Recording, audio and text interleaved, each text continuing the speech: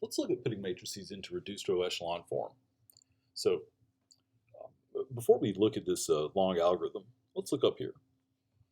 This says generally what you want to do is work left to right, and you want to get a leading one in each column if possible, and then use that to zero out the other entries in the column. Now this down here, I'm not going to read through this, but this is a step-by-step method for what you should do. I'm not going to refer to it explicitly while we're doing these examples, but if you need to when you're studying, definitely look at this because this will tell you what you need to know. So the method we're going to use for solving a system is by putting its augmented matrix into reduced row echelon form and then extracting the solution from there. And this method is called Gauss-Jordan Elimination. So I want to do a couple of examples here. This first one, a matrix or a system has this augmented matrix. Let's solve it using Gauss-Jordan elimination. All right, so first up, we need to get a leading one in the top position. So the easiest way to do that on here is going to be to just swap the two rows.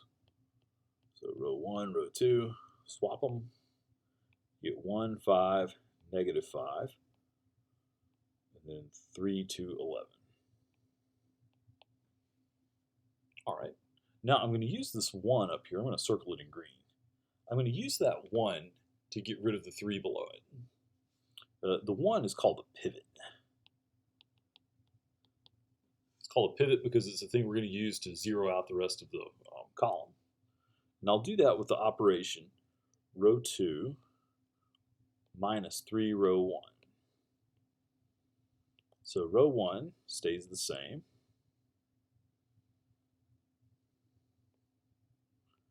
Row 2, I'm going to write this out for a few of the early ones. I'm going to write out what I'm doing.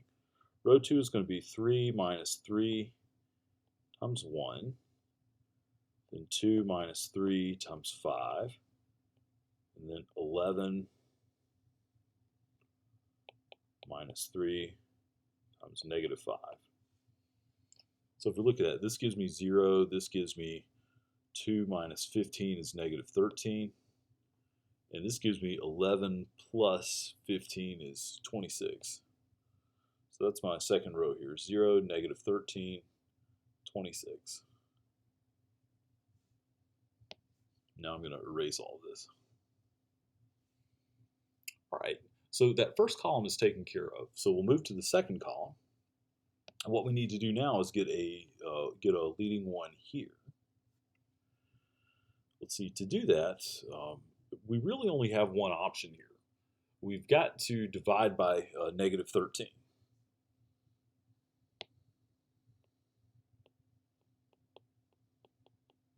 You can't add a multiple of that top row onto there because that would mess up the 0 here. So, and besides, dividing by negative 13, it's easy to see that this is, 26 is a multiple of 13, so this will work out nicely. So this gives me 1, 5, negative 5, and the bottom row just becomes 0, 1, negative 2. All right, now this 1 is my pivot, and I'm going to use it to get rid of the 5 on top. I'm going to do row 1 minus 5 row 2.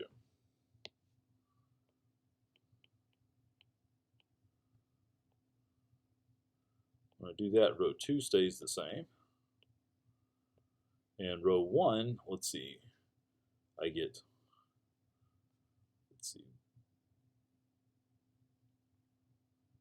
basically what I'm going to get here is blank minus 5 times blank.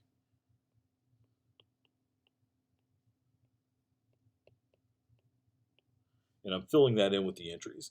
So for the first column here, I get 1 minus 5 times 0.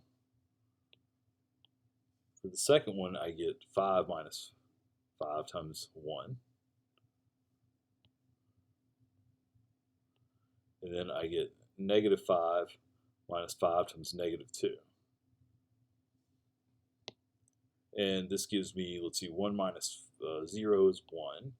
5 minus 5 is 0. And let's see, this one right here, negative 5 plus 10 is 5. All right, so this matrix is in reduced row echelon form, and we can pull the answer immediately out. Remember, this represents a system of equations. They didn't tell us the names of the variables, but I'm going to call them x and y, and we can read this top thing out as an equation. This tells us 1x plus 0y equals 5. And the bottom row tells us 0x plus 1y equals negative 2. So this is our solution. Now, these things get a little tedious sometimes, and they can get a little long, but as long as we follow this algorithm up here, we'll get to the right place. All right. Well, let's go up here and look at the algorithm for a bit. Go to the leftmost column that's not all zeros. Get a leading one in the top row of the column. If there's a 1 elsewhere in the column, you can do this by interchanging rows. If there's not a 1 elsewhere, then you can either divide the top row by a constant, or you can add a multiple of one row onto another. So basically, you get a leading 1 there. Once you've got that leading 1, you use it to zero out everything else in the column. So let's look at this. We want to get a leading 1 here. We could divide that top row by 2, but that would give us, it would turn our row into 1, 3 halves, and 7 halves. And I don't want to deal with fractions. So instead, what I'm going to do is I'm going to do 5 minus 4 to get a 1. So let's do this. We'll do row 2 minus 2 row 1.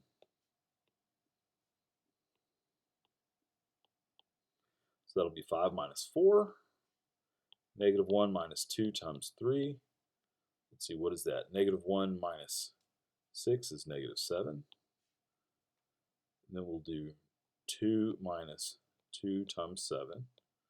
So that's 2 minus 14 is negative 12.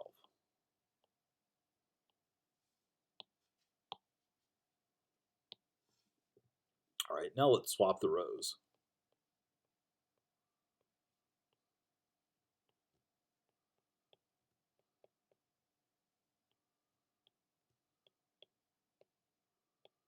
All right, now we're going to use the 1 as a pivot and get rid of the 2 below it. So I'll do that by saying row 2 minus twice row 1.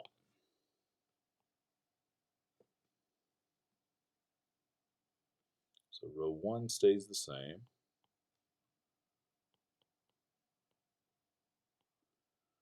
And then row 2, we get 2 minus 2. We get 3 minus 2 times negative 7. What is that? That's 3 plus 14, that's 17. And then finally we get 7 minus 2 times negative 12. So that's 31.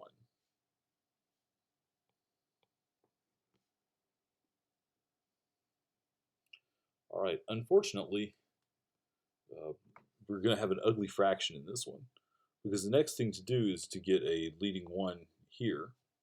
And to do that, we've just got to do row 2 divided by 17. Clear this out. So we get 1, negative 7, negative 12. Then we get 0, 1, 31 over 17. Now I'll use this 1 as a pivot, and I'll do row 1 plus 7 row 2.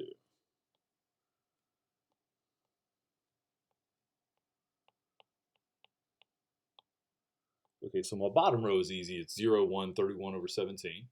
But the top row is going to wind up being 1, 0. And then there's that last thing that we've got to do. We've got to do 31 over 17. I guess it's worth writing down. Or it's going to be negative 12 plus 7 times 31 over 17. So let's plug that in.